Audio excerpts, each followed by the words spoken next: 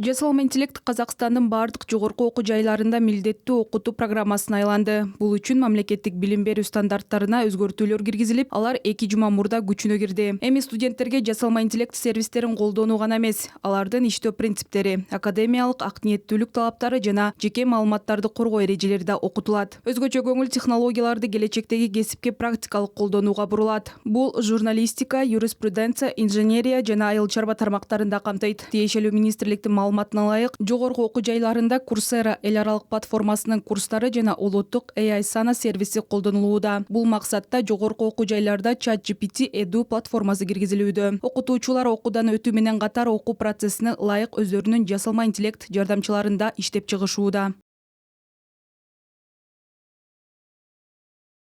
Жалпы қазіргі уақытта жасанды интеллекттің нақты бір сервиспен үйретуге болмайды.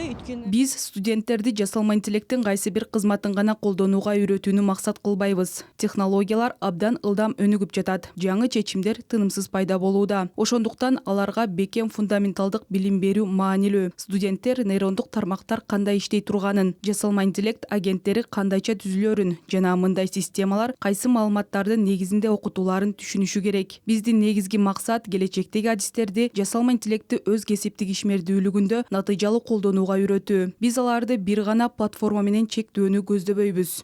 Әр түрлі өз саласына қажетті жасанды интеллект колдона алатындай кылып үйрөтүүбүз керек. Илим жана жогорку билим берүү министрлигинин маалыматына ылайык, жогорку окуу жайларда жасалма интеллектти колдонгон ондогон студенттик долбоорлор иштелип чыкты. Алардын арасында жаңдоо тилине которуу, айыл чарба тармагына арналган чечимдер бар. Негизги максат бүтүрүүчүлөрдүн жасалма интеллектти келечектеги кесиптик ишмердүүлүгүндө ишенимдүү пайдалануусуна шарт түзүү жана аларды заманбап экономиканын талаптарына даярдоо.